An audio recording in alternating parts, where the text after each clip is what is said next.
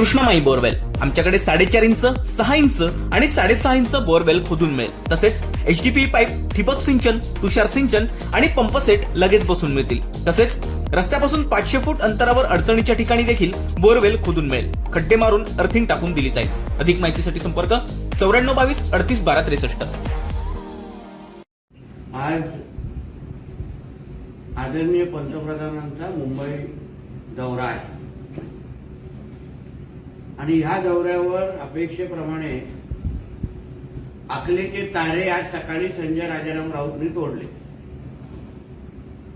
त्याने एक नवीन जावई शोध असा लावलेला आहे की आदरणीय पंतप्रधान हे जे दौरे आहेत, जो काय लवाजवा आहे, जो काय त्यांची सुरक्षता आहे, हा सगळा आचारसंहितेच्या नियमाचा भंग आहे। आणि ते आता पंतप्रधानच नाही,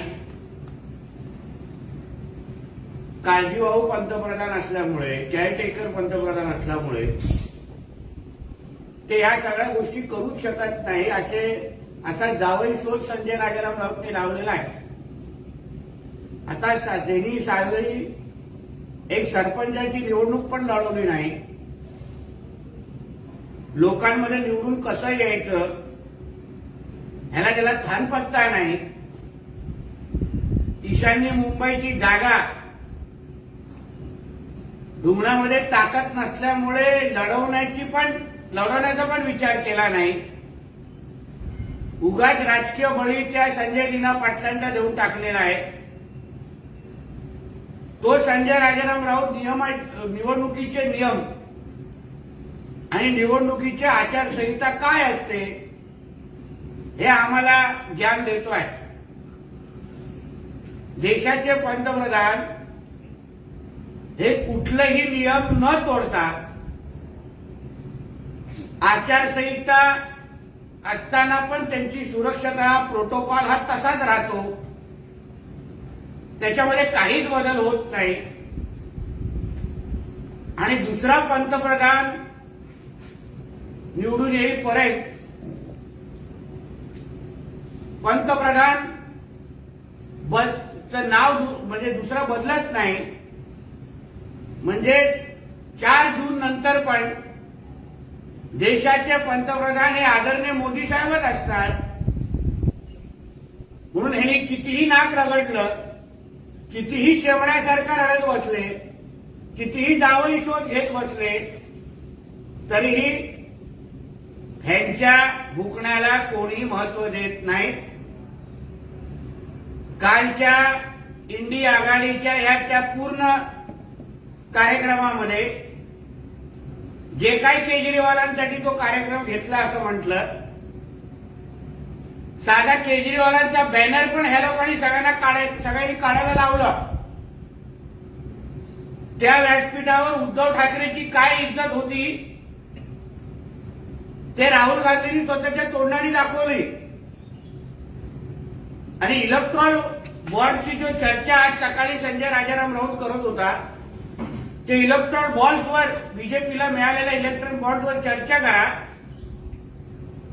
मग उभाटाला जे इलेक्ट्रॉल बॉन्डच्या रूपाने पैसे आलेले आहेत त्याची पण चर्चा झाली पाहिजे ना।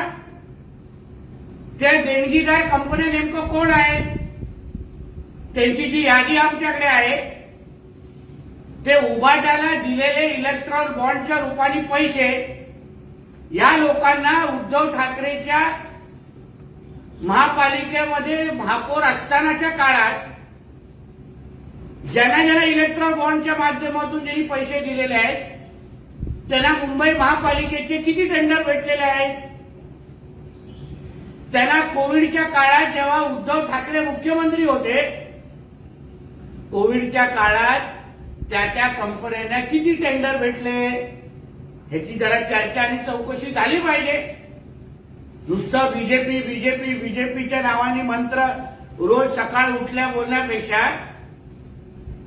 शिवसेनेला, उद्धव ठाकरेच्या शिवसेनेला, उभाट्याला नेमकं इलेक्ट्रॉल बॉन्डच्या रूपाने किती पैसे भेटले आणि कोणी दिले आणि त्या कंपन्यांना किती नंतर टेंडर मातोश्रीच्या माध्यमातून दिले गेले या सगळ्याचा हिशोब आम्हालाही जाणून घ्यायचा आहे.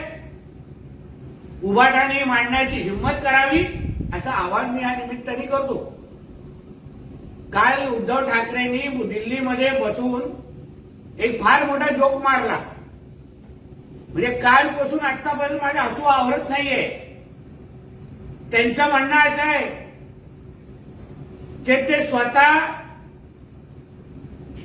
आमचे आदरणीय देवेंद्र फडणवीसजींना मणिपूरमध्ये पाठवण्यासाठी स्वतः खर्च करून स्वतःच्या खिशातले पैसे उद्धव ठाकरे काढून त्यांचे तिकीटचे पैसे देणार, भाड्याचे पैसे देणार.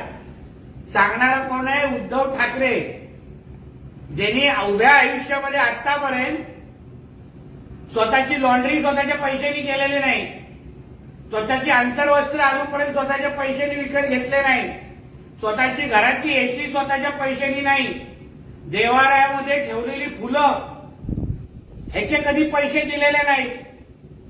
म्हणजे ज्यांनी 1 रुपया अजूनपर्यंत खिशातून काढण्याची त्याला सवयच नाही, तो म्हणे आमच्या देवेंद्रजींना मणिपूरला पाठवण्याचा खर्च उचलणार. आणि मणिपूर फाईल्स काढण्या अगोदर मी उद्धवजींना विनंती करीन की तुम्ही दिशा सालियन फाईल्स हा जरा चित्रपट तुम्ही काढा,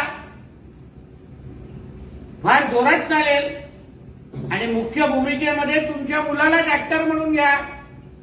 कारण का दिशा सालियन फाईल्स या चित्रपटाचा मुख्य कलाकार, सूत्रधार हा तुमचा मुलगाच आहे. आणि संजय राजाराम राऊतला सांगेन, तुला अगर कुठले चित्रपट काढायचे असतील तर तू गोरेगावच्या रॉयल पाम फाईल्स किंवा न्यूझीलंड हाऊस फाईल्स या नावाचे चित्रपट काढा. कळेल मग लोकांचं किती मनोरंजन होत आहे. धन्यवाद. संजय राऊत यांच्यावर टीका करताना संजय राऊत मोदींवर टीका करताना असं म्हणतायत की मोदींचा एक दौरा हा 25-25 कोटींचा असतो. एक लक्षात घ्या, निवडणुकीच्या आचारसंहितेमध्ये पंतप्रधानांचा एक प्रोटोकॉल आहे. पंतप्रधानांची सुरक्षता असो, प्रोटोकॉल असो, या सगळ्याच्या सगळ्या गोष्टी या निवडणुकीच्या आचारसंहितेच्या अनुसारच केल्या जातात. आता त्यांच्या दौऱ्याचा खर्च नेमका किती आहे हे निवडणूक आयोगाला जास्त माहिती आहे, तिकडच्या होऊ घातलेल्या कारकुनाला माहीत नाही. म्हणून सकाळी उठून अशा पद्धतीचे जावई शोध काढण्यापेक्षा तुझा मालक काल जो दिल्लीला गेला हा कोणाच्या प्रायव्हेट विमानाने गेला, त्याचा खर्च नेमकं कुठून दाखवला आणि कोणी केला त्या प्रायव्हेट विमानाचा ह्याची थोडी माहिती पण निवडणूक आयोगाला द्या. कारण का काल तुझा तो मालक दिल्लीला गेला आणि मालकाच्या मुलाबरोबर तो परत मालक आणि त्याचा मुलगा परत आला, त्याचं प्रायव्हेट विमान कोणाचं होतं, त्याचे पैसे कोणी दिले, ते निवडणूक आयोगाला दाखवले होते का, या सगळ्याची पण माहिती मग आम्हाला काढायला लागेल. सरकारी यंत्रणेचा मोदी गैरवापर करत आहेत आणि त्याचा फायदा घेऊन प्रचारामध्ये उतरले आहेत. हा भ्रष्टाचार नाही का, असाही आरोप संजय राऊत. ज्यांनी एक स्वतः सरपंचाची निवडणूक लढवली नाही, तो निवडणूक आचारसंहिता आणि नियमावर अगर बोट ठेवत असेल तर हा फार मोठा विरोधच झालेला आहे. म्हणून मी संजय राजाराम राऊतला सांगेन, निवडणूक आचारसंहितेच्या पहिलं पुस्तकाची कॉपी मी त्यांना पाठवीन. निवडणूक आचारसंहितेच्या अनुसार पंतप्रधानांचा प्रोटोकॉल, पंतप्रधानांची सुरक्षता ह्याच्यामध्ये काही तडजोड करू शकत नाही. 4 जून पर्यंत आदरणीय मोदी साहेबच या देशाचे पंतप्रधान आहेत आणि 4 जून नंतर या देशाच्या जनतेच्या आशीर्वादामुळे ते परत तसेच पंतप्रधान म्हणून राहणार आहेत. म्हणून हे कितीही बोंबाबोंब गेली तर कुठेही निवडणूक आचारसंहितेचा भंग होत नाही. हे नियमाआधारे आम्ही बोलतोय. मोदींच्या मुंबई दौऱ्यावरून संजय राऊत असं म्हणतायत की ते मुंबईमध्ये जमिनी शोधायला येत आहेत. जमीन कोणती शिल्लक आहे आणि ती अडाणीला देता येईल का, यासाठी नरेंद्र मोदी. कारण का ह्या संजय राजाराम राऊतच्या मालकांनी मुंबईमध्ये कुठली जमीन आणि कुठला टेंडर हा ठेवला आहे का जे मोदीजी दुसऱ्यांसाठी विकायला येतील. आतापर्यंत देशामध्ये 14च्या अगोदर माँ बेटी की सरकार ही देश विकत होते आणि मुंबईमध्ये हा बाप बेटी की सरकार मुंबई महापालिकेच्या नावाने मुंबईला अक्षरशः विकायला काढलेले आहे. म्हणून मोदींवर आरोप करण्या अगोदर तुझ्या आणि तुझ्या मालकाच्या आणि मालकाच्या मुलांनी मुंबईला कसं लुटलं यावर थोडी अर्धा तास चर्चा होऊन दे, मग कळेल. या राज्याचे मुख्यमंत्री उपमुख्यमंत्री दिल्लीत जाऊन रुमाल टाकून कसे बसतात नेत्यांच्या लॉनवर हे आम्हाला सांगू नका. तुमची मुद्रेगिरी आणि भुद्रेगिरी आम्हाला माहिती आहे असं संजय राऊत यांनी. मग काल जे काँग्रेसच्या कोट्यावर जाऊन जे उद्धव ठाकरे आणि संजय राजाराम राऊत नाचले त्याचे व्हिडिओ आम्ही दाखवू का? आणि गजरा कोणी हातात लावलेला आणि समोर उद्धव ठाकरे आणि संजय राजाराम राऊत कसे नाचत होते, पैसे कसे उधळले गेले, मग ह्याचे व्हिडिओ मग आम्हाला दाखवायला लागतील जनतेला. दर दिवशी 5 भ्रष्टाचारांचे प्रवेश जे आहेत ते भाजपमध्ये होत आहेत असं संजय राऊत म्हणतात. आणि मग त्याच्या मातोश्रीमध्ये बसलेला महाराष्ट्रातला सर्वात मोठा ठग्या ज्याला उद्धव ठाकरे म्हणतात, त्याच्याबद्दल तो बोलणार नाही. आतापर्यंत अजितदादा महाविकास आघाडीमध्ये होते तेव्हा अजितदादाचं कौतुक व्हायचं. हसन मुश्रीफ महाविकास आघाडीमध्ये यांच्यावर होते तेव्हा त्यांचं कौतुक होतं.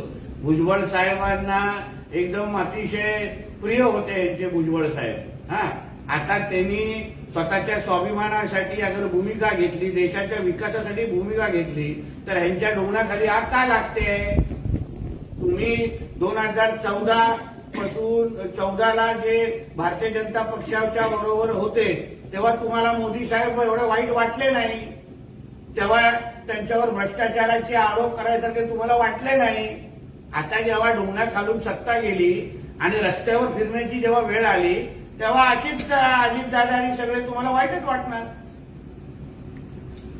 संजय राउत आचार संहिता भंग के बारे में बोल रहे, प्रधानमंत्री के दौरे के मद्देनजर क्या कहेंगे आप? देखिए ऐसा है कि देश जिसने एक सारी सरपंच का भी चुनाव लड़ा नहीं, वो संजय राउत जो भी इलेक्शन आचार संहिता के बारे में बात करते हैं, नियम बताते हैं, तो ये बहुत बड़ा विनोद है. हमारे देश के पंतप्रधान, उनका प्रोटोकॉल, उनकी सुरक्षता और उनके जो प्रोग्राम है वो इलेक्शन कोड ऑफ कंडक्ट के अनुसार ही डिजाइन किए गए हैं. शायद इतनी मालूमात संजय राजाराम राउत को नहीं होगी, इसलिए उन्होंने पहले क्या आचार संहिता होता है, नियम क्या होते हैं, उसकी पहली मालूमात लेनी चाहिए, उसकी स्टडी करनी चाहिए और फिर ही इस तरीके की आलोचना करनी चाहिए. युतीचा तिढा अजून सुटत नाही, मात्र वंचितने आपला उमेदवार जाहीर केला सिंधुदुर्ग रत्नागिरी जिल्ह्यामध्ये. चांगली गोष्ट ना, प्रत्येकाला आपल्या आपल्या उमेदवार जाहीर करण्याचा अधिकार आहे.